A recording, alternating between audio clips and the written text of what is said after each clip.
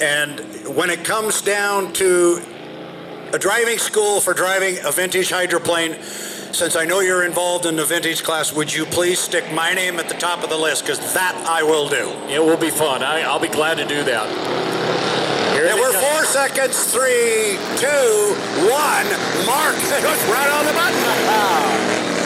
Michael was right on, and Jeff had the RPM and the speed on him coming into the turn. And as you see, they go through that turn, and you see how Mike's not able to quite hold it as tight as he wants. That's because of the design of that boat. They don't have a great big outboard skid fin on them. He does have an outboard skid fin, but it's not as large as what you see on the competition boats today. So the boats don't turn that well. They also don't carry the air to the transom. And that's probably the biggest difference between these two boats is the boat in front right now has a wider bottom all the way back, and it actually has aluminum air traps that were added to help hold the back of the boat up, because we're not driving that fast, and without the speed, without the RPM and the propeller, it will not hold the back up as well. Anything that's conventional is not going to turn like a cab over. You see them coming down side by side here.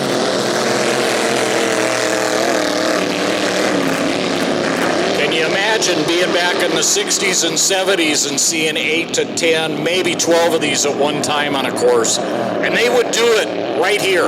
They could very easily do it right here. And it was a bit scary to watch at times, but a lot of fun. And we get the opportunity to see some of our former racers. And we're blessed this weekend to have Ray Labrie here, Pat Bertram, Dale Burnison. There's a number of them here.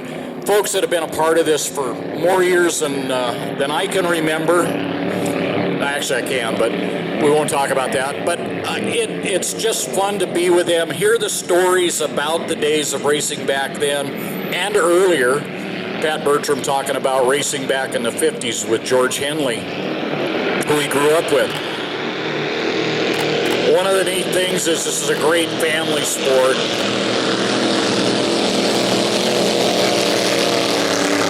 Jeff Snyder, second generation racer.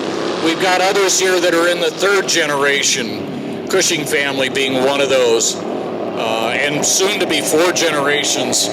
So, you know, it's a great family sport. It's oriented for families. We take care of one another, care about one another, and always glad to have new folks involved. So if you really want to be part of this, come and find me. Find one of our other folks. They'll get to me. I'll get you information.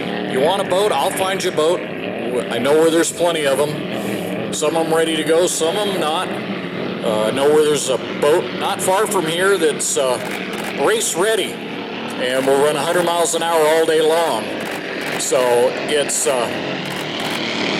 one of those things. White flag on a course, one more lap to go. Nice to see them running side by side. I know Jeff's probably a little faster turning. Mike can probably go a little faster in the straightaways, but both running together, put on a nice show. And when this heat concludes, we will go to Vintage 2, which will be our first heat of the Sunday program for them, if I'm not mistaken. And Brad's looking at me like I've lost my mind, and that's okay. I'm a boat racer. See him going up the back chute. See Michael decide, I'm going to stick my nose out in front. Then Jeff pulls ahead a little bit. Okay, second run of the Saturday program. You know, I am confused now. No, not really. I wasn't paying attention. Just like school. All right, here they come. You see Michael on the inside. He's about a half a boat length. And there goes Jeff Snyder. Jeff Snyder by about a half a boat length. But you could see Mike Curry as he was coming in